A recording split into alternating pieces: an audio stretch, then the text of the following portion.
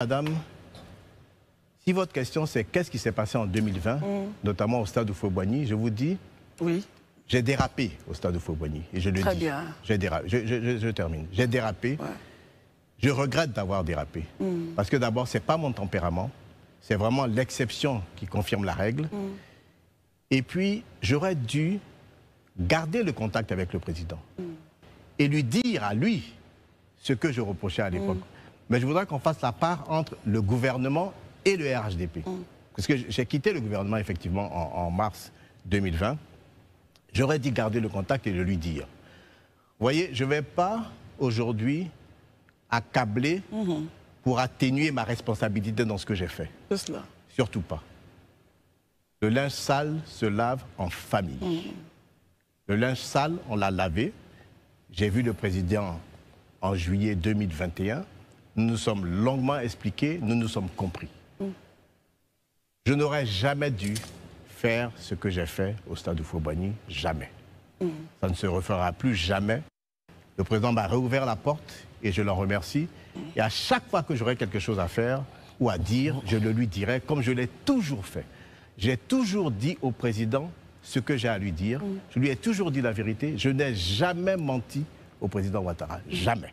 Je peux avoir oublié de lui dire quelque chose, mais je ne lui ai jamais menti. Vous savez, madame, mon tempérament, il est connu. Moi, je suis un homme sincère, qui a des principes et qui ne dévie jamais de ses principes. Il n'y a aucun revirement. J'ai démissionné du gouvernement. Je n'ai jamais démissionné du RHDP. Je tiens à le préciser. Très bien. Etc. Mais j'ai eu entre les mains un préambule du rassemblement des Républicains, qui était un courant du PDCI.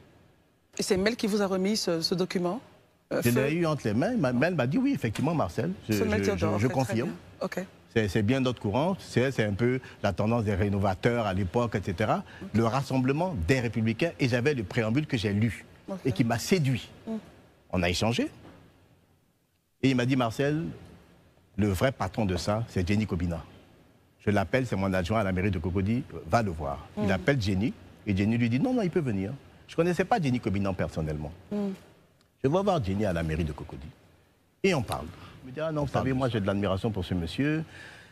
J'étais consultant au BNET, mon contrat devait arriver à l'expiration, et puis il a renouvelé mon contrat. Il a dit, ah non, non, non, l'objet est toujours pertinent, il n'y a pas de raison, etc. Donc, je lui en sais gré, mais en même temps, j'ai de l'admiration pour sa nouvelle gouvernance. Donc vraiment, moi, je suis prêt à me mettre à sa disposition. Il dit oui, il n'y a aucun problème. J'organise un rendez-vous le jour même avec le président Ouattara. Je viens chercher Jenny Kobina, on a rendez-vous à 22 h. Je le prends à moins le quart à la mairie de Cocody, l'ancienne mairie. Je monte dans ma voiture, on va chez le président, qu'on trouve avec Ibrahim Ouattara. Ibrahim est vivant, le président est vivant. Ils peuvent dire que ce que Marcel dit, ce n'est pas vrai. On est 4 quand je présente Jenny Kobina au président Ouattara. Ah, très bien. Donc c'est vous qui l'avez présenté, qui les avez... Oui, madame. Ok. On discute, ça dure 2 heures. À l'issue de cela, Jenny intègre les réunions chez Jacqueline Hoble. Tel que vous avez évoqué au début de votre propos. Tout à l'heure, je n'en ai pas parlé, mais je voulais vous dire comment. Et on fait ces réunions, etc., etc. Et très rapidement, mais on est au PDCI. Hein. Le RDR est un courant du PDCI, donc on est tous PDCI. Le premier congrès du PDCI de l'après-Houphouët se tient. C'est le premier congrès de Bédier. Le président du congrès s'appelle Hucher Assouan. C'était mon premier patron dans la vie. Vous l'avez dit tout à l'heure, quand je suis sorti de la fac, j'étais secrétaire général de la mairie de Cocody. C'était mon premier job, sous Hucher Assouan. En réalité, une petite parenthèse, Mel Théodore était candidat à la mairie. On avait monté notre équipe, la liste, tout ça, on était chaud. Et puis un matin, il faut nous appeler, il dit, bon, les enfants, c'est bien, je vous félicite. Mais allez avec Hucher, et puis apprenez. Et puis après, vous allez... Bon, nous, on n'était pas comme les enfants d'aujourd'hui. On a écouté Houphouët, puis on a été voir Mel, on a négocié. Mel était adjoint au maire, etc. Bon, moi, je suis conseiller municipal. Dès qu'on a été élu, il m'a dit, bon, toi, tu démissionnes, tu deviens secrétaire général. Donc on va à ce congrès. On va à ce congrès avec Jenny Kobina. Je suis à côté de Jenny Kobina. Moi, je suis secrétaire de section, donc j'ai accès au congrès. Oui. Et on dit, bon, on va demander la parole pour faire entendre ce courant. Lève la main, on ne voit pas notre main. On voit d'autres mains, on voit des mains à côté de nous, nous, on ne voit pas. Denis se lève même un moment, il devient bruyant. Rien, on ne lui donne pas la parole. C'est ça. Déficit de démocratie à l'intérieur du PDCI. Je suis désolé de le dire, hein, mais ce que je vous dis est factuel. Il n'y a personne aujourd'hui au PDCI en Côte d'Ivoire qui peut vous dire que, je termine, que ce que Marcel Amotan nous dit, ce n'est pas vrai. Ah non, c'est connu. L'histoire de la non-prise de parole est connue. On sort fâché. Mais c'est un plan, on dit, ou bien on nous donne la parole, on reste au PDCI et on renforce le courant à l'intérieur du PDCI, en sachant, nous, que c'est un courant qui est à la disposition d'Alassane Ouattara, c'est le courant alassaniste du PDCI, ou bien on sort et on crée un parti. Voilà comment est né le RDR. On sort de la salle et on dit, bon, puisqu'on ne peut pas s'exprimer à l'intérieur du PDCI, nous, on va s'exprimer à l'extérieur. Très bien. Donc c'est le PDCI et le déficit de démocratie au PDCI qui a engendré le RDR. Parce qu'aujourd'hui, quand on écoute l'opposition, parce que le climat délétère est lié aux revendications de l'opposition, en réalité. Ce sont leurs revendications qui tendent le climat. C'est quoi? C'est la liste électorale, c'est la nouvelle RLE qu'ils réclament. Article 48. C'est le deuxième mandat de la Troisième République qu'ils dénoncent. C'est de ça qu'il s'agit. Ce que vous avez dénoncé aussi. Pardon? Quelque chose que vous avez dénoncé. Parce que j'ai été induit en erreur. Et après, il s'est excusé, Daouda. Je sais qu'il s'est excusé. Non, mais je peux m'excuser, c'est pas un problème. Ce que vous dites, c'est que c'est on est en démocratie.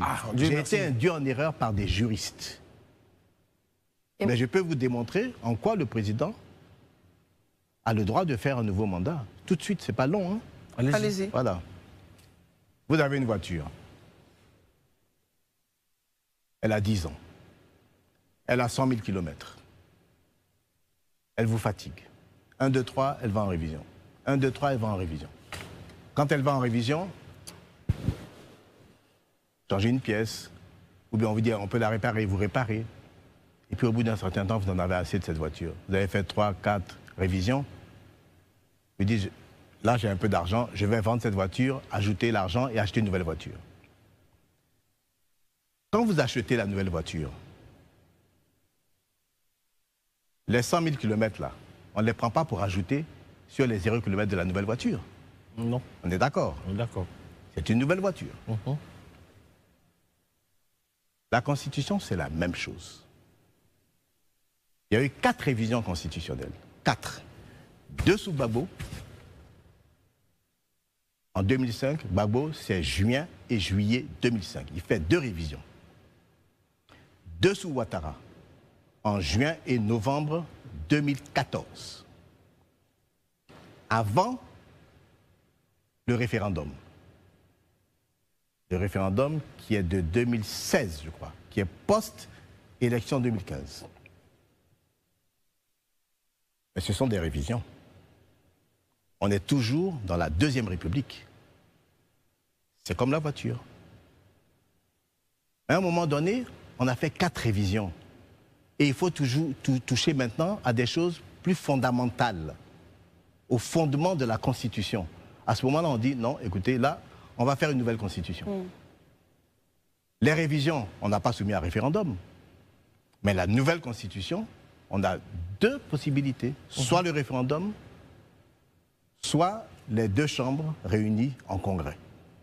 On a choisi le référendum qui est plus démocratique. Même si la loi autorise le congrès. On va au référendum. Mais une fois qu'on va au référendum, qu'on a fini, c'est une nouvelle voiture. C'est une nouvelle constitution. C'est une nouvelle république. Le passif, c'est fini. Mais l'opposition ne l'entend pas de cette oreille, justement. Non, mais ça, c'est leur problème, madame. Moi, je vous parle de la loi. Le passif, c'est fini. Nous sommes dans une nouvelle constitution, donc dans une nouvelle république. Et vous avez eu besoin de juristes pour vous expliquer cela? Excusez-moi, excusez-moi une minute, s'il vous plaît. Je vous en prie. Pourquoi je prends l'exemple de la voiture? Pour que les Ivoiriens comprennent mieux, que l'Ivoirien lambda comprenne mieux. Sinon, entre nous, je vous dirais simplement, ce n'est pas rétroactif, ça ne rétroagit pas. Ça veut dire que tout ce qui est le passé, c'est fini. Sinon, il eût fallu prendre des mesures transitoires ou des mesures spécifiques pour dire même celui, malgré la nouvelle constitution et la nouvelle république, même celui qui a fait déjà 2 mandats, il ne peut plus. Ça n'existe pas dans cette constitution. C'est de la mauvaise foi. Très bien. Quoi encore? Non, après 15 ans, oui. Il a fait un travail colossal. Oui. Lui-même, il dit qu'il y a une demi-douzaine derrière lui. Mais quels sont les enjeux de cette élection de 2025? Dites-le-nous, s'il vous plaît. Ah, voilà. Moi, j'ai envie de savoir, c'est vous qui parlez à l'oreille du président. Mais pour moi, vous savez, chaque élection a ses enjeux. 2020, 2025, 2015, ce ne sont pas les mêmes défis et les mêmes enjeux. Quels sont les enjeux de ceci, l'enjeu de 2025, c'est la paix, la sécurité, la stabilité. Ce qui veut dire que... C'est pour ça que j'insiste pour que le président Ouattara soit candidat. Supposons que le président Ouattara dise, par exemple, qu'il ne se présente pas. Est-ce que vous voyez pas... Non, c'est son droit. Est-ce que parmi la demi-douzaine, vous voyez dedans? C'est toujours le chef qui choisit. Et je vais vous dire... Ah, est-ce que je me vois dedans? Oui. Je ne suis pas intéressé. Très bien. Alors, monsieur le ministre... Le mérite en revient au président. Le président, il a une capacité à pardonner. Je ne dirais pas que peu d'hommes politiques ont, que peu d'hommes ont. Je vais vous donner 2 exemples. Ta maman a été interrogée par la police quand il était directeur général adjoint au Fonds monétaire international. J'avais mes bureaux aux 2 plateaux et j'apprends qu'on envoie à sa mère 3 policiers pour l'interroger. Je ne sais pas pourquoi.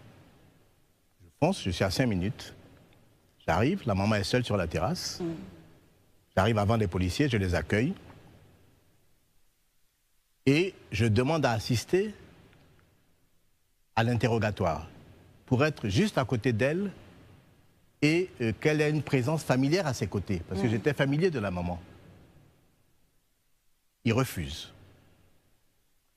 Donc la terrasse donne sur un salon, un séjour, où il y a une baie vitrée. Je me retire au salon et j'assiste à travers la baie vitrée, mais je n'entends rien. Mais à quoi soumettons cette femme? On essaye de lui faire dire que son fils n'est pas son fils. Vous connaissez cette histoire? Est-ce que beaucoup d'entre nous auraient pardonné ce fait-là? Qu'on ait pendant plus d'1 heure interrogé votre maman, la perturber pour essayer de lui faire dire ce qui n'est pas. Et elle avait déjà un certain âge et elle ne parle pas le français. Il y avait parmi eux un traducteur. Ça, c'est un. Le président a pardonné ça. Et je ne veux pas, vous savez, les gens... Il parle avec beaucoup de légèreté de certaines choses qui ne sont pas bonnes pour le pays. Il ne faut pas remettre certaines choses sur la table. Il ne faut pas remuer la boue. On n'en a pas besoin. On n'en a pas besoin. La deuxième chose, l'enterrement de la maman du président. On l'enterre après la prière à la mosquée. Et à chaque fois, je fais exprès de ne pas dire sous quel régime, parce que je ne veux pas envenimer. On est réveillé en pleine nuit pour nous dire que des inconnus ont exhumé le corps de sa maman. Ils l'ont volé pour l'amener on ne sait où. Heureusement, dans des circonstances que je ne vais pas relater pour ne pas être long, on arrive à les empêcher de sortir de Williamsville, où son corps est enterré. Et on fait un 2e enterrement au petit matin, auquel le président n'assiste pas cette fois. J'étais là. Il a pardonné ça aussi. Vous connaissez beaucoup d'hommes. Nous sommes tous ici. On est tous nés d'une maman. Combien d'entre nous pardonneraient ça? Et malgré ça, on veut faire passer le président pour ce qui n'est pas. Vous savez, le président, malheureusement, l'image qu'il projette dans l'opinion n'a rien à voir avec ce qu'il est vraiment. Mais il est dans une posture. Il est président de la République. La situation en Côte d'Ivoire n'est pas facile. Il a des responsabilités. Sinon, c'est un homme, il est affable, il est humain, il est drôle, il a de l'humour, il pardonne, il est fraternel, il est attentionné. Très bien. Est-ce que c'est pas finalement...